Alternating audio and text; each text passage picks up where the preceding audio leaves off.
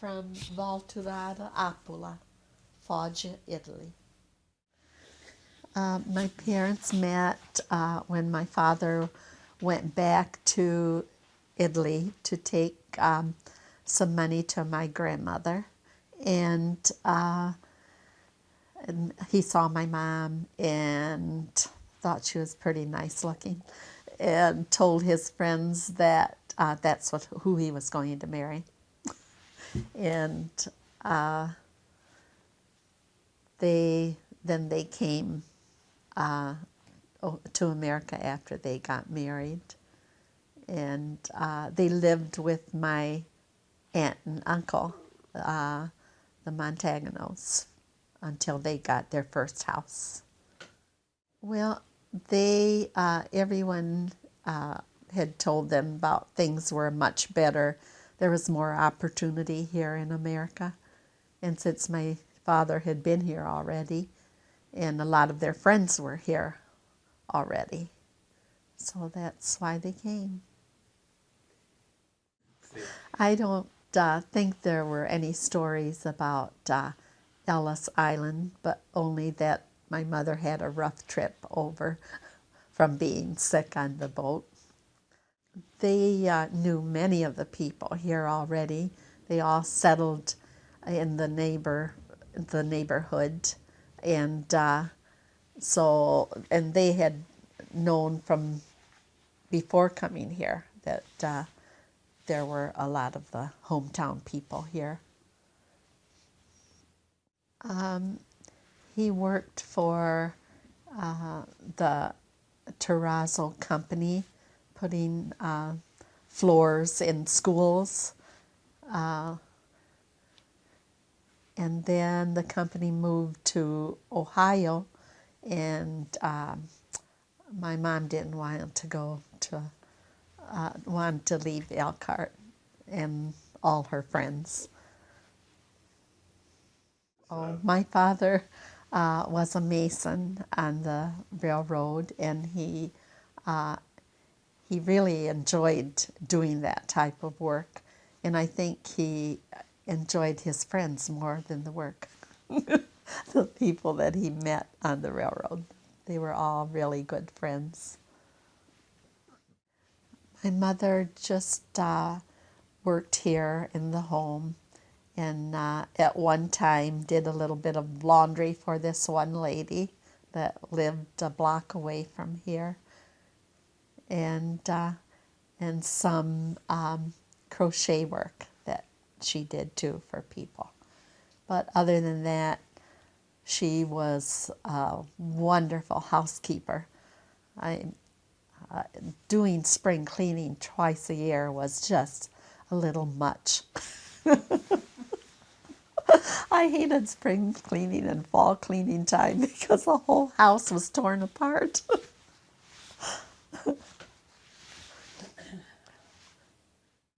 I don't think they were ever discriminated against. They got along with the people from different nationalities in the neighborhood, and my father was a great guy for, he loved all the little kids in the neighborhood, snotty nose and all. He'd hug them and kiss them, and a lot of times he'd give them haircuts. So, but everybody loved him. Their biggest hardship was probably during the Depression, and because I know they had to go on welfare, and my mother said if they got off of welfare, she would never, ever ask for one penny from them again, because the lady that, when they had to walk down to tell them that they didn't have any coal in the coal bin, and the lady didn't believe her, so she had to come to the house and went in the coal bin and looked and said, oh, there isn't any. So my mom didn't like that she didn't believe her. So our folks came to Elkhart because of the other people from the hometown, plus my father's sister, Clara Montagno, lived here, and that's who they lived with when they came. Yeah, if you go to the cemetery in Italy, it's just like the cemetery here in Elkhart, all the same names. My parents went to school for 4 years in Italy, but my mother was, I mean, I graduated from high school and she knew a lot more than I did in math. She was a mathematician. The lady could do anything. It was amazing how she could stretch $1 100 ways, and she was very intelligent. And she wanted us to at least get a high school education, if not more, but most of us got high school. 2 of us went to college. My mother loved this house, and she made sure that it was always perfect. I mean, it was, the walls were washed and everything was picked up, and she was a very, very clean woman. I mean, and what a worker. I mean, she just worked so hard. It's amazing. It was amazing how she could do 5 different things, and if she was boiling clothes on the stove, she was putting a pot of soup on too, and baking bread, and doing a lot of other things too. They were very strict, and we always thought my mother was the one that was really strict, and here it was my father, because later my mother told me that he was the one that said we couldn't wear lipstick, and and we had to be home a certain time from a date, and or else he'd really get upset. But tell her about it, not us. So, but I think he was probably more affectionate than my mother was. But we knew that they loved us a lot. Well, I think a lot too. Like, we came home from school every night, and my mother was always here. There wasn't one time that my mother was not at home. And usually there were 3 or 4 neighbor ladies here having coffee, and she was sitting there either mending socks or mending something with them. So, I mean, she was just, we always had, we never, wouldn't even think of having a babysitter. So, no, they were great. Well, that one about us coming home a certain time from a date was, that is funny, because we always thought that it was my mother that was so strict, and here it was him that wanted us to turn out right. So, but I don't know, I just remember the fun we had with my dad, picking grapes, and sitting I could see him sitting there at the garden with a hose in his hand, watering the garden every night. And then the fun times making wine. Our garden, like in the summer, that was our food. I mean, my mom could fix potatoes, I don't know how many different ways, and green beans, and that's what we ate all summer long, was from the garden, and it was wonderful food. Yeah. We didn't have dessert very often. Just for birthdays, she would bake us a cake.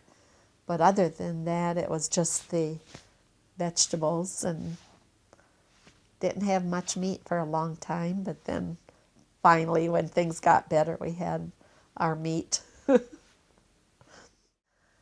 Well, we miss our get-togethers here at the house. I mean, we still will come certain special occasions will come, but I mean, Sunday night it was always coming here, and the family would all get together.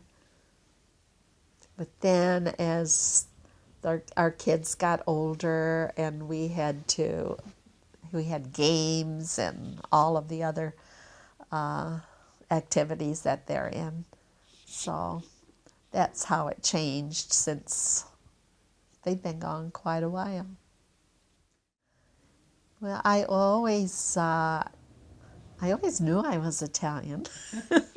When with our in grade school, the boys used to. We always had our homemade bread. We never had the sliced bread like from the bakery, and so I would switch sandwiches with the boy sitting next to me, and he thought mine was wonderful, and I thought his was better. So, but I